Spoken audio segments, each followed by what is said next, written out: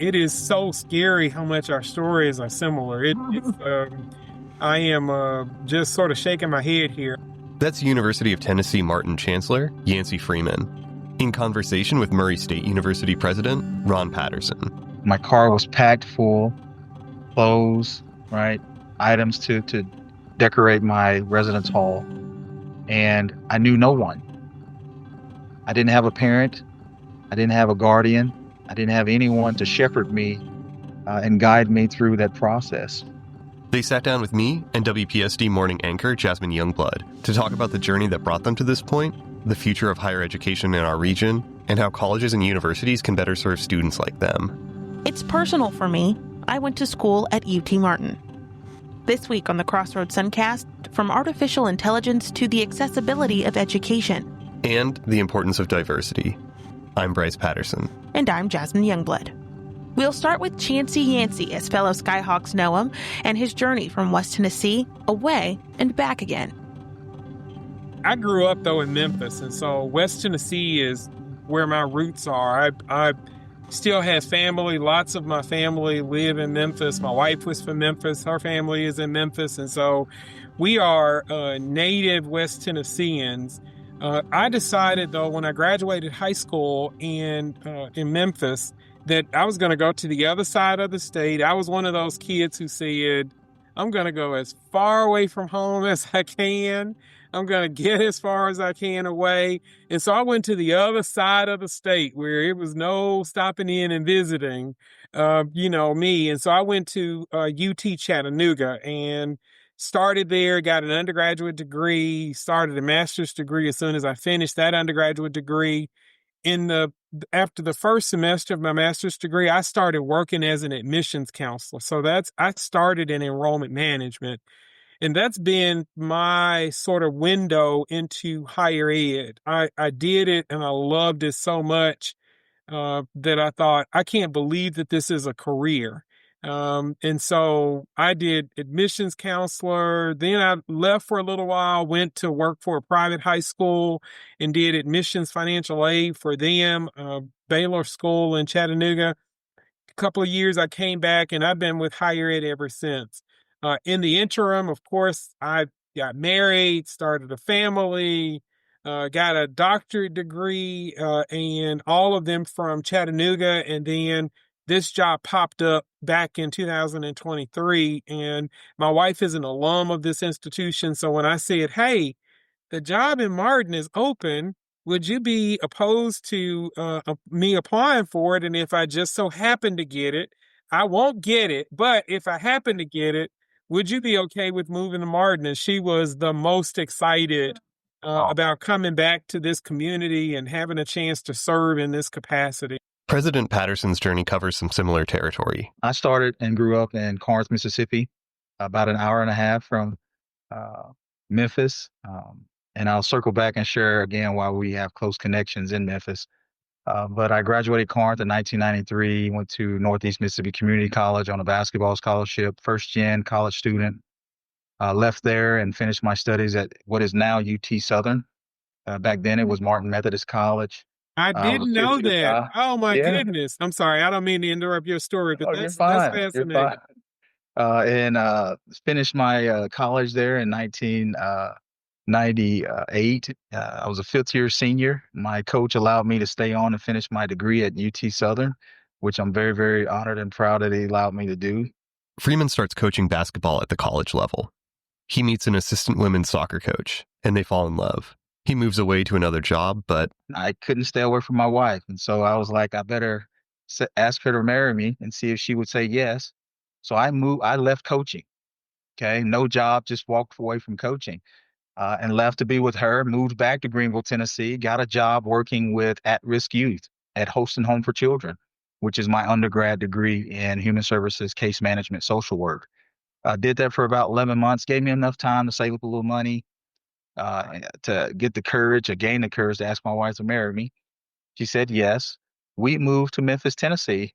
Okay. Just uprooted, and we picked Memphis, Tennessee. She got a job there in Memphis City School System. I had no job.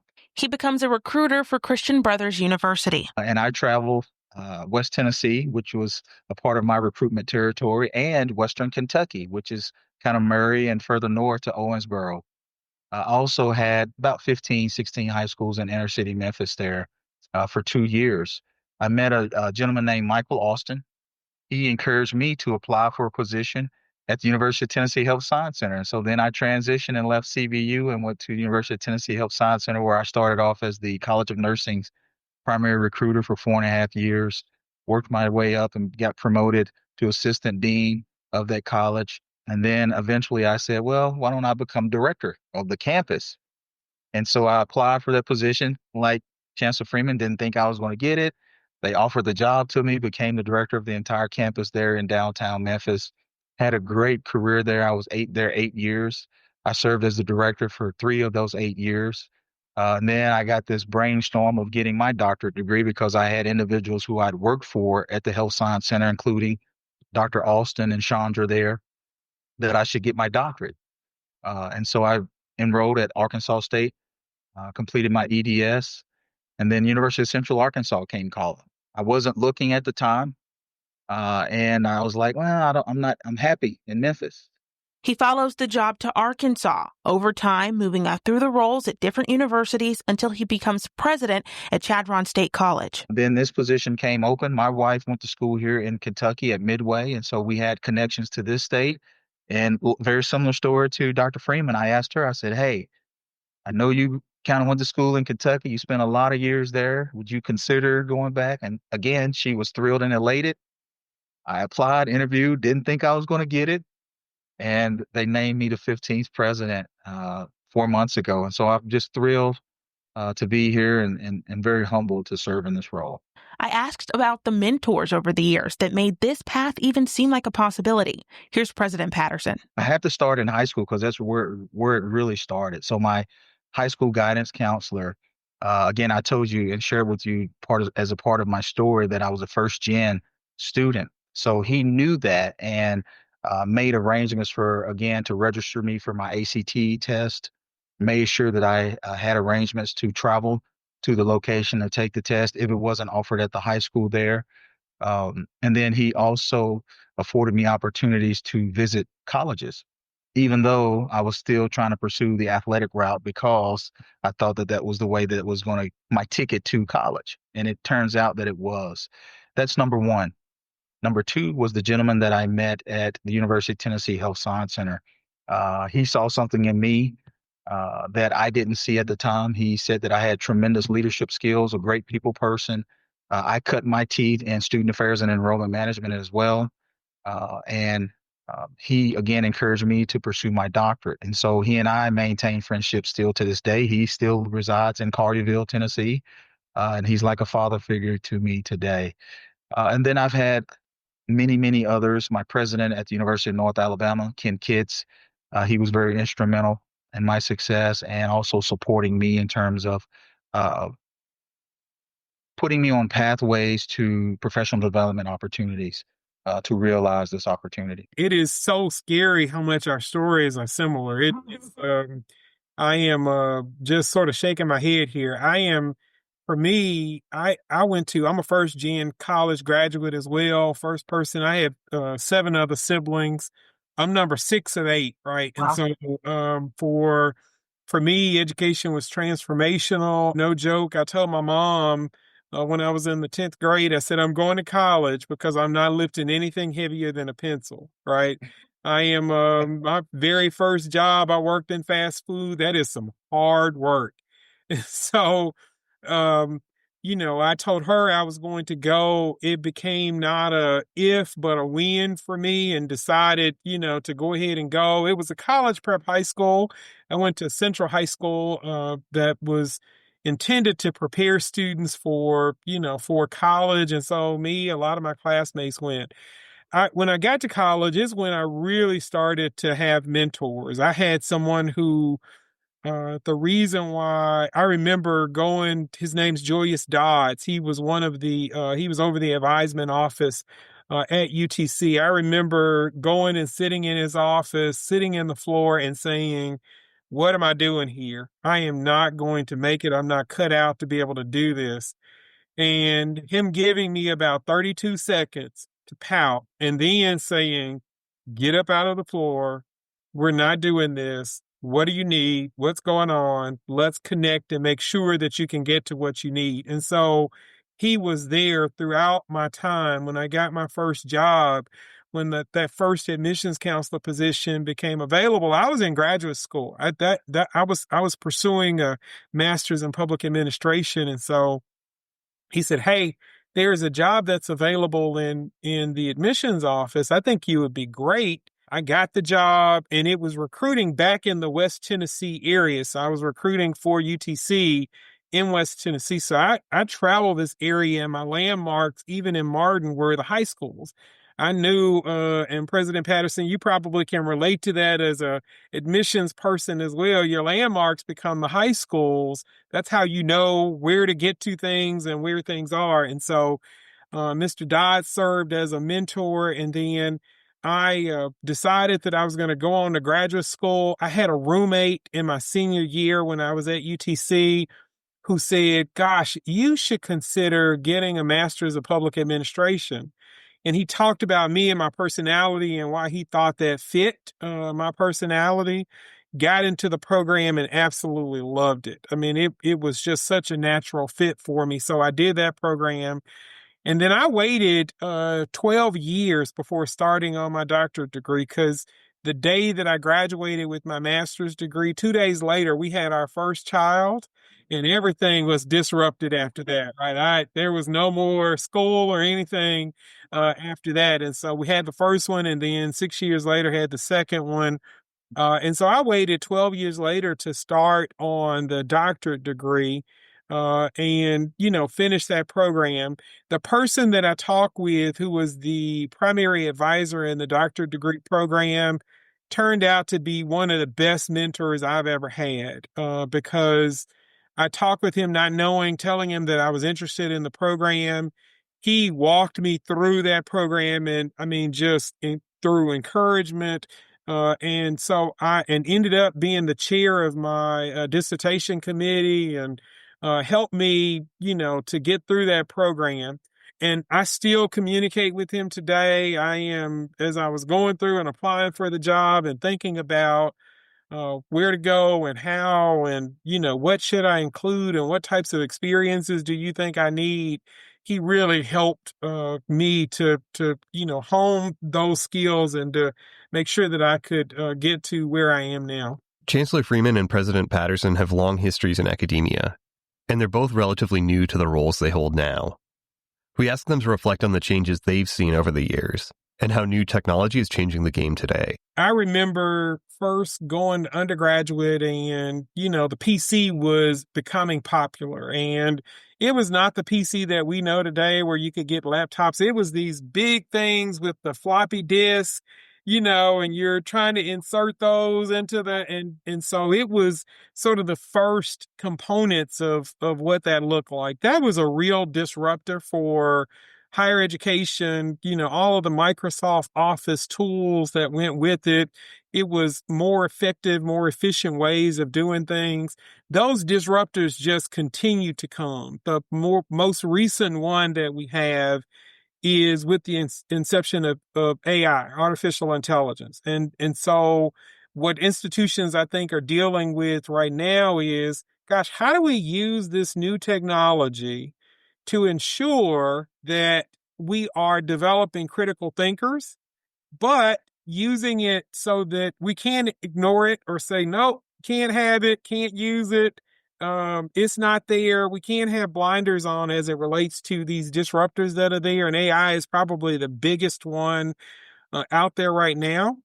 But we have to figure out how to teach faculty to teach students to use it in a way that allows us to take advantage of the resources and the information, the vast amount of information that's out there, as well as continue to learn how to be innovative in their thinking and to become critical thinkers and always question why. It's something that we struggle with. Our Center for Teaching and Learning here is doing sessions that help faculty understand this is not evil. It is not bad. It is here. it's here to stay, and it's moving and changing so quickly that we have to deal with it. One other thing that I will say that I think higher ed is dealing with that we have to really figure out, and that is about is it worth the investment to, in particular, a 4-year degree? Is it worth the investment to enroll and spend 4 years getting a bachelor's degree? Why is it worth the investment? And so I spend a lot of time, at least from my seat, talking about why it's important, how education is tied to so many lifelong outcomes, how it's tied to health outcomes, how it's tied to behavioral outcomes, how it is tied to, lifelong learning and lifelong expectations for where. And so I spend a lot of time talking about why higher ed is worth it and why the investment is worth it, because we live in a society now where everything is so immediate. People want immediate satisfaction, and with higher ed, it's a journey, and most times it's a 4-year journey. For me, it was a 5-year journey. I'm like you, President Patterson. Undergraduate was a 5-year journey for me, as I also had fun in undergraduate. But and so it's a journey. So talking about that investment and figuring out how to articulate that in ways that today's youth and those who want that credential can understand it, value it, and then invest in it is a challenge that I think higher ed will have to face. I can remember back again, I will be dating myself when, the internet, right? That's number one, was a very big disruptor to higher education because it instantly overnight became a resource for students, right, to gain a leg up for academic, right, in terms of knowledge base, a knowledge source, a source where you could go to gain information to help with writing your papers, et cetera, right? I can recall when I had encyclopedias, and so in Britannicas, and so we had to go to the library physically. And when the internet came on board, it was just again a huge disruptor. Another one was the cell phone, right? Mhm. I was in my mid-20s, almost, yeah, early 20s before I had a cell phone. And you were born into this, right? You were born into Google and Chrome and Firefox and all of those things. Chancellor Freeman and I, they were introduced to us as we were again making our journey. I know. Do you remember the bag phones? I used to have a Yes, bag phone. absolutely. And the pagers. Uh, I mean, I go on and on, but so we've seen a lot of disruptors, like he said, again, throughout our journey and into higher education. And I think another one beyond those two was, again, he mentioned the technology with the PC, the computer, the laptop, iPad. It's continuing to, I think, be a disruptor as well because we're spending too much time with technology rather than enjoying the journey and learning the Mhm. importance of why higher education over 4 years is so valuable and transformative, right? With AI interjecting into that, our institution, obviously, we have a task force workforce working on policy, how we can govern it in a manner and such that not punitive, but how can we again embrace the opportunities that it presents for our faculty, staff, and our students, and how to utilize it in an effective manner so that it's, again, a win-win for all involved. And it's going to take time. It's early in its infancy as it relates to the impact that it's going to have in higher education and academia. But whatever we decide to do now will, again, have replicated effects over the next 2 to 3 decades, if not more. And so we just have to be very mindful as higher education administrators, faculty, and staff of how much and how soon do we enact AI into everything that we do. Um, and, I just caution us there. In terms of the value of the degree in academia, I can't stress this enough. There is tremendous value in a 4-year degree, right? I know there's some rhetoric and conversation out there now about 90-degree programs, which are 3-year programs. I think those should be really considered for the professional areas only, right?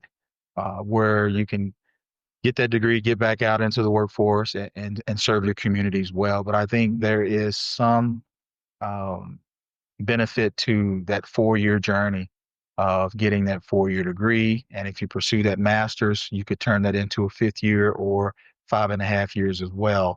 But again, I think we're two living results of how the 4-year degree has tremendously changed our lives. You're talking about two first generation students who, Dr. Freeman, come from a large family. I come from a family of three. I'm the oldest of three. I have two younger sisters. They tried higher education and it wasn't for them.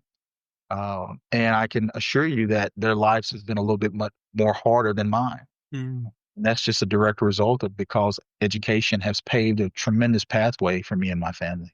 Let's talk accessibility. In higher education, what does that mean in higher education, and how do you drive accessibility on your campus? Dr. Patterson, let's stay with you. Well, I think for first and foremost, we serve 44% of first generation college students on our campus, right? And so in Western Kentucky, the Commonwealth, and across our bordering states beyond, um, it's very important that we remain accessible. And accessibility means a lot, right? That's tuition and fees, right? Making sure that it remains affordable at a price point that's competitive with the institutions that are within your state, but also within your service region. And that also crosses your borders. Because I think now we're seeing a lot of states that are offering in-state students the same rate they're offering out-state students to become more competitive. And so with a marketplace and a landscape in higher education that is putting so much pressure on institutions to grow enrollment, right? Because if you don't, you're cutting budgets and you're cutting people's jobs and livelihoods. And so accessibility is extremely important. And then you couple that with first gen population where Pell eligibility is so important. The FAFSA, financial aid, scholarships. I mean, I can go on, but these things matter. But it also requires institutions like ours to fundraise uh, external dollars to help offset any other costs that our students may experience or have when they step foot on our campus, and as it relates to again, making sure that discount is affordable for our students that we serve. It's a similar story at UT Martin. I agree 1,000,000% with what President Patterson has said. Accessibility means all of those things. I look, our campus, it's about 40% first generation college students as well on our campus, and a good number of students are Pell eligible students. And so for us, there is the financial piece of this. I think about accessibility as well in terms of bureaucracy and what happens on a college campus. Sometimes we put barriers up on our campuses that make it really difficult for students and families to navigate. And so accessibility for me is, how do we make it plain so that someone who is a first generation student who not only has no idea about, the questions that should be asked, they have no idea about what to ask in general. I mean, they come to us with no idea about the bureaucracy of navigating, because that's a part of this experience, unfortunately. So accessibility for me is trying to remove some of that red tape and some of that bureaucracy from the student experience so that they have clear connections. You do that, I think, through providing folks who work for the campus that, provide this guidance in a friendly way. And I tell folks, if a student comes to you 100 times during the day, you need to think about them like you're talking to your grandmother. Treat them like you're treating your grandmother. And so if your grandmother is asking you something for the 100th time, you are always going to respond in kindness and patience with a smile. You're going to repeat what you said, even if you had, and so for me, that's accessibility as well. Because if you can run into a roadblock because you walk into the admissions office and someone treats you as though they don't want you there, you don't get that feeling that you should be there and you're gone. And so we just have to be careful in terms of how we treat people and to ensure that we're doing that really well. First generation students keep coming up, and obviously that's a large proportion at both of your institutions, and also both working in admissions and your personal backgrounds. Can you talk to us a little bit about, what does it mean for someone to be a first generation student? What are the kind of unique struggles that they tend to encounter? And what does it look like to welcome first generation students and make the campus accessible and work for them? So 1993, high school senior, I traveled 20 miles south to Northeast Mississippi Community College to start my journey in undergrad. I drove myself. Okay. My car was packed full, clothes, right? Items to decorate my residence hall. And I knew no one. I didn't have a parent. I didn't have a guardian. I didn't have anyone to shepherd me and guide me through that process. I walked into a gymnasium and there were tables back then, because now you all have it made. We have it made now. But back then we had to walk through a lot of stanchions. We were directed. I remember that, my friend. Oh my goodness, I like, remember it. right. We were herded through these different lines and different stations like cattle. And so, my palms were sweaty. I was nervous. And by the end of the day, I was just exhausted. Right. And I didn't know that whatever I did, if I did it right or not. I was just hoping that whoever advised me and took care of me during that time, that I stood at their desk or their table, that they gave me the correct advice and information.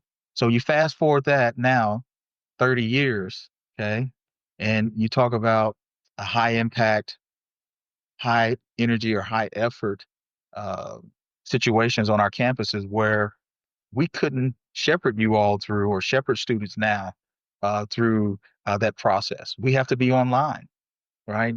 Our racer experience, orientation, right? The Eagle experience at Martin, they have to be very hybrid. They have to be accessible in terms of the different student populations that you serve.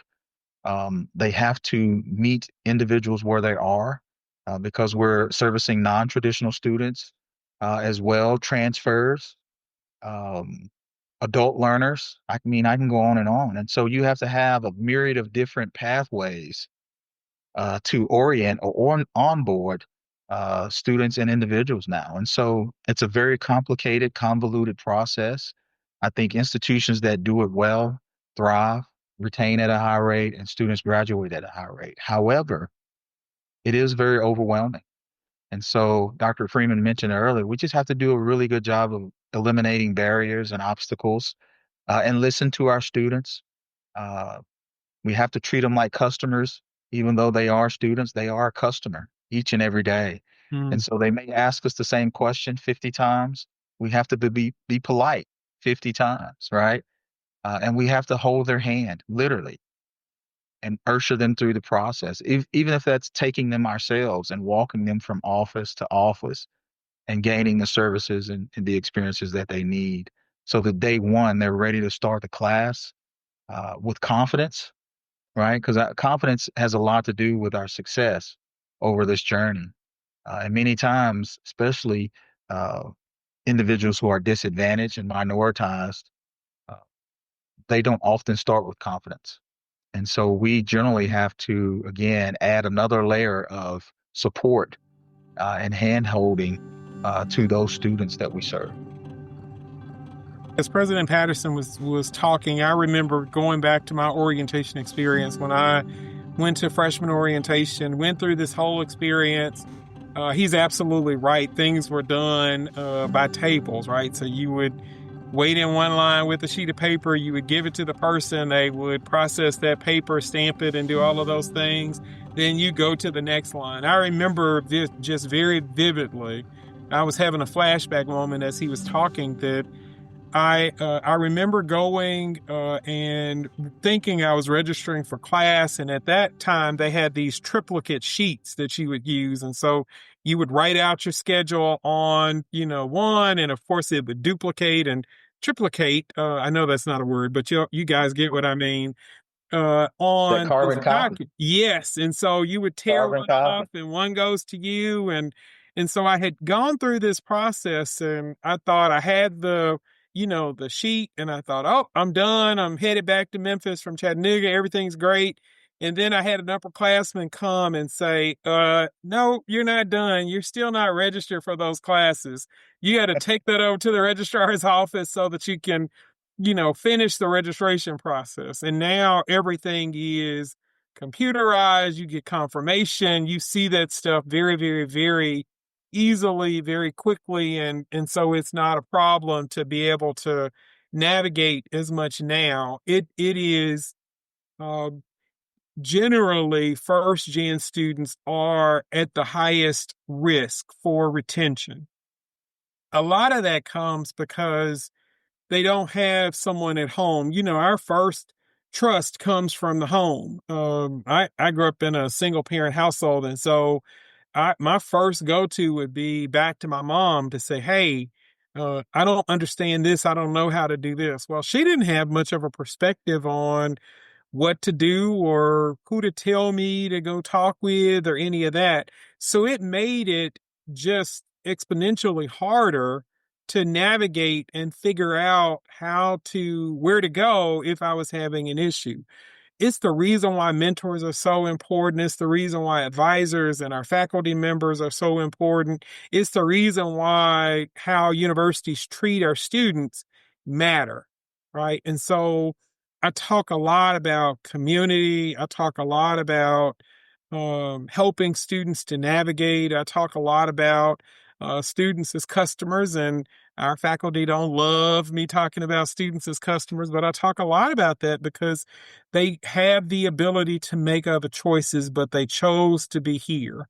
And that means something. We're not making it easy. We're not giving away degrees. We're not watering down the curriculum, but we're also not trying to make it more difficult for them as well. And so helping someone, giving someone a helping hand is just imperative as we think about how does someone navigate this space and learn without feeling like they're just completely lost or abandoned in it. And back then, obviously, you had to physically walk everywhere, right? Yes, You couldn't absolutely. you couldn't go online and schedule a tutoring or writing session, or you had to physically walk across campus to these various departments or areas or facilities, and oftentimes no one would be there. Yeah, And so again, you talk about another barrier as it relates to accessibility and allowing me to be successful.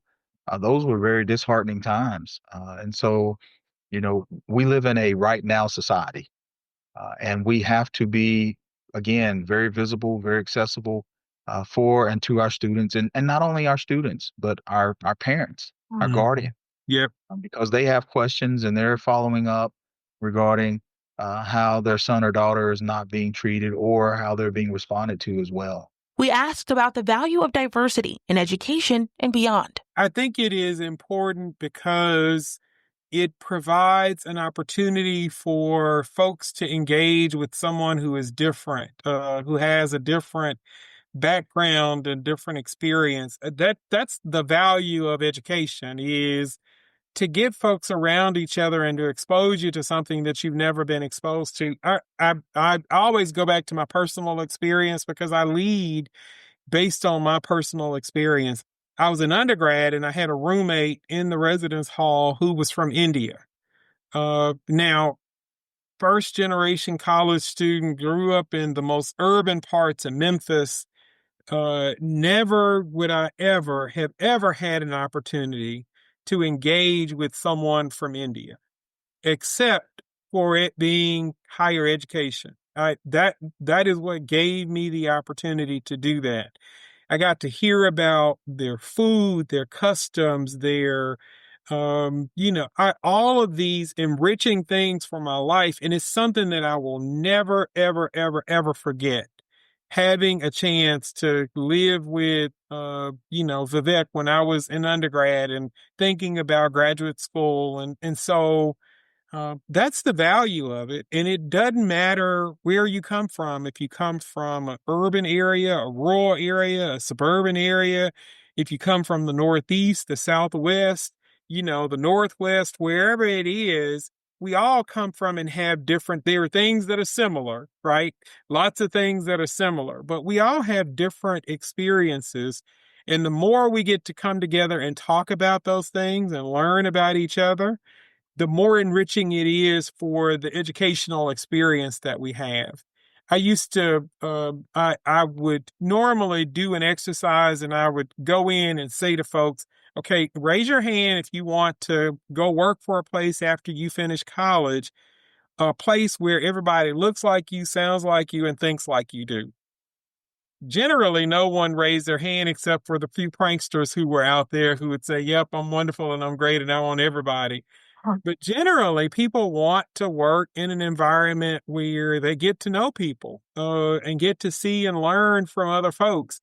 And so I think that's the value of diversity within a college experience is we're all coming together with the purpose of getting a degree. But gosh, it is fun to get to know each other in a different way and to hear how others think, because it makes us I think it makes us better overall in terms of the educational value that we are receiving. I'll just be very brief and add my 2 cents to it. And I think for our campuses in higher education, and then also just in our society and writ large, our greatest strength are our communities, right? And so you couple that back and you circle back around to raise your hand if you want to live in a world or a community where everybody looks like and talk like and act like Ron Patterson. I personally don't, right? There's tremendous value where we have a myriad of diversity, whether that's in thought, right, perspective, worldview, individuals who do not look like us. Uh, it just adds so much to your community. Empathy, belongingness. It also adds, again, that ability to experience, again, different food. And I'm a foodie, so the culture perspective, and I think it just again enhances our overall society and everything that we do. It strengthens our communities, and uh, we perform better, we lead better. Uh, it allows us to be innovative because it forces us to think differently, right? And it challenges us to think differently about life. And then also, how do we communicate? How do we empathize? How do we sympathize with each other? And how do we communicate with each other? And I think there's just so much that it allows us to do very broadly uh, to enhance the American life. Speaking as a graduate of a PWI, a predominantly white institution, seeing someone who looked like me was such a comfort. So what do you think it means to the students on your campus, the Black students, seeing a Black man taking charge, leading the way as they navigate school and higher education? I'll give you a personal example. When I worked at the University of North Alabama, I'm a suit and tie guy, right? Every day. And so when I walked across that campus in 2016 up until 2023, um, especially early on in my tenure there, my young African American males uh, would not speak to me. They would put their head down and continue walking forward. Uh, and, it puzzled me. I would ask, I would speak, hi, how are you doing? Try to engage in conversation. And they would brush me off and keep walking. And I later learned after a couple of years the reason why. One, they were intimidated by me because of my dress.